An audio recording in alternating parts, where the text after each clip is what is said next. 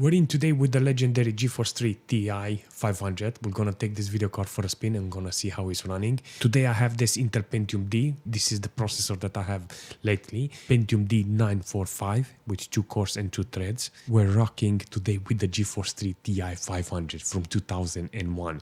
It's got 64 megabytes of SDR at 128 bits bus width with 240 megahertz on the core clock and 200 and nearly 260 megahertz on the memory. We're gonna see this AGP video card, how it's running. It's got 8.1 DirectX support, so hopefully we're gonna find a couple of games that are compatible with this video card. Like usual, let's jump in and see how it's running. Apparently in Serious Sam I have the most generic problem ever. You know, the CPU is bottleneck. Actually, I thought the CPU was going to bottleneck, but it doesn't bottleneck. So 28 megabytes on the VRAM used with 515 megahertz on the memory clock with 240 megahertz on the GPU core. That's really nice, seriously. Oh, flawless is running 68 FPS with 15 ms. I don't even know what settings I had. Oh my god, I remember I was on quality with 800 by 600. So in order to get more, I'm gonna put it on speed. I'm gonna put it on the biggest resolution. That is 1280 by 960. Okay, so I put it on performance mode with speed. You know, I don't want quality, I want speed, man. I want the speed. 100 FPS, look at this. Still 28 megabytes of VRAM used. Apparently the CPU it's doing a fantastic job. Even though it's 50-60% load, apparently the second core is reaching 95. But it's doing the job and it's not being bottleneck, you know. Overall, it's a good system. System RAM, it's only 600, nearly 700 megabytes of memory taken. I'm not gonna lie, I wish I had more available, you know, but it's only 2 gig of system RAM.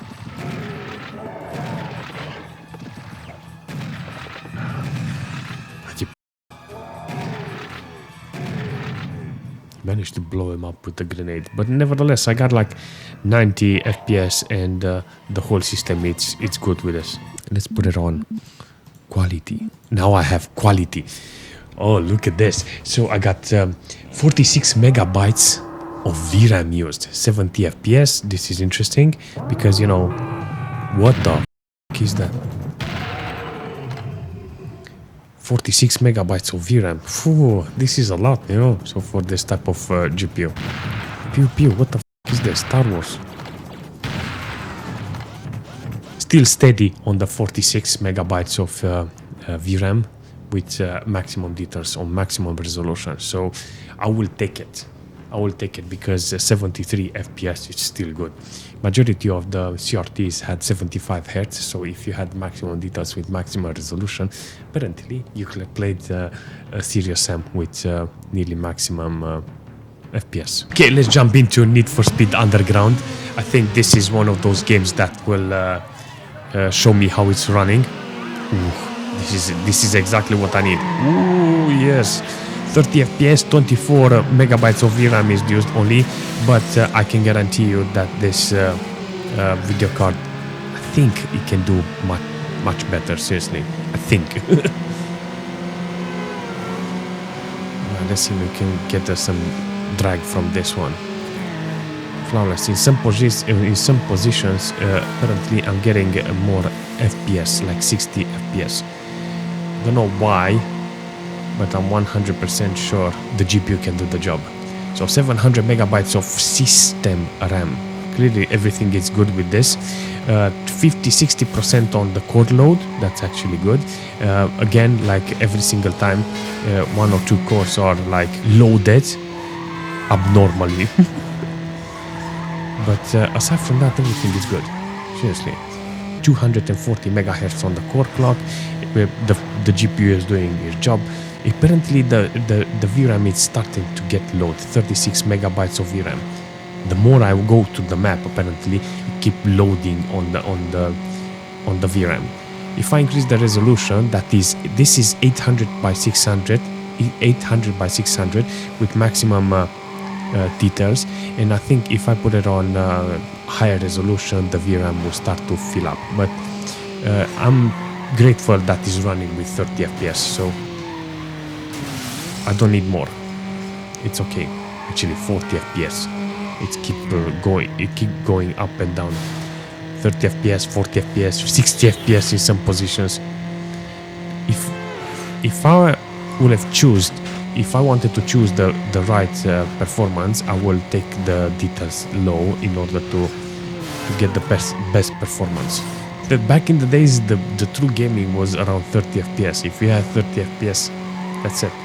You were the king.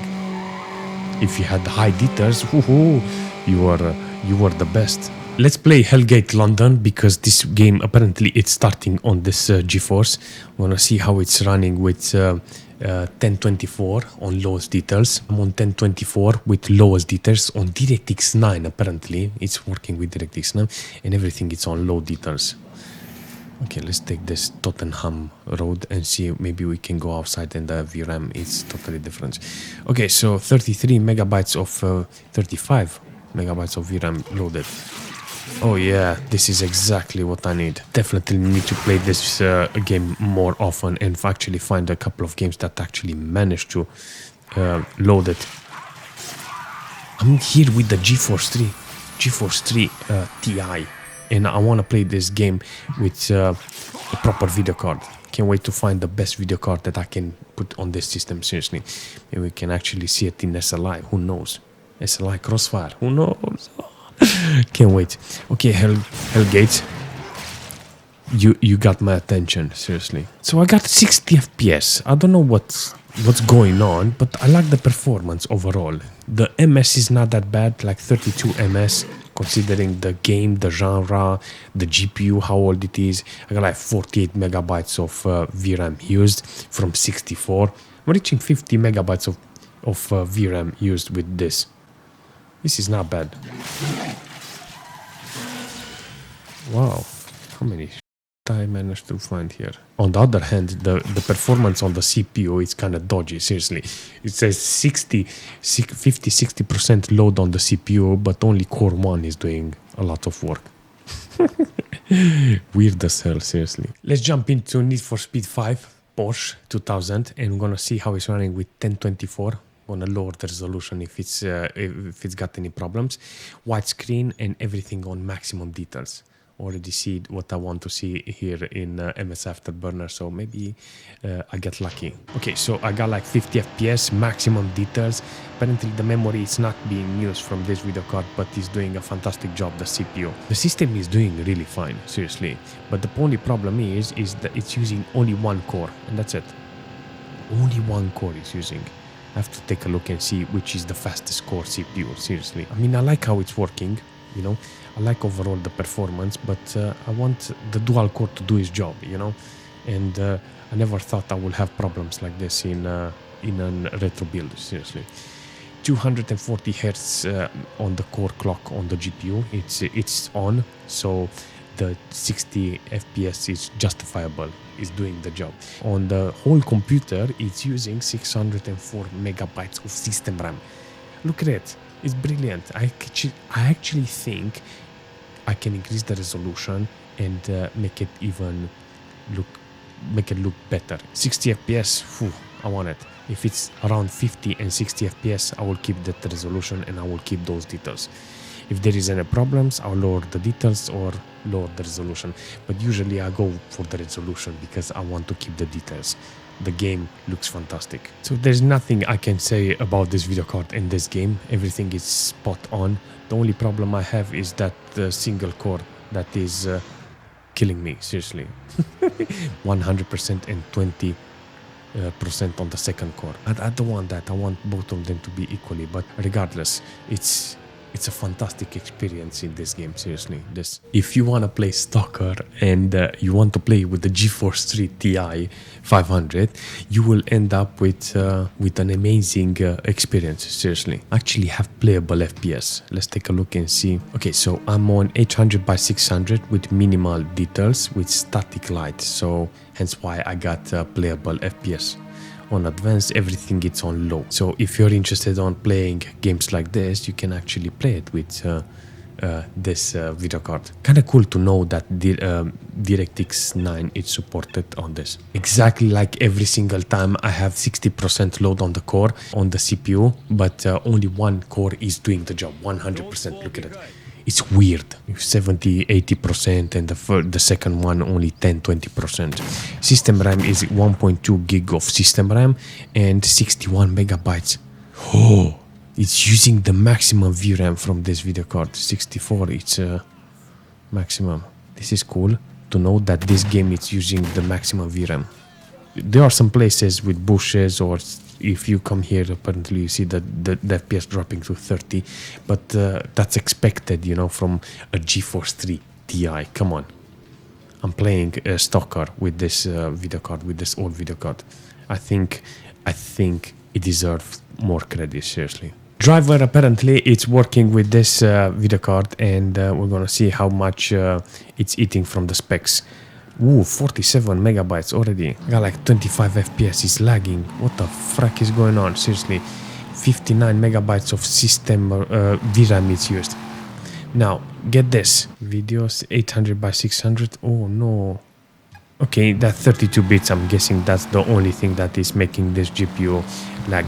But on 800 by 600, apparently in some situation, I get like 60 FPS.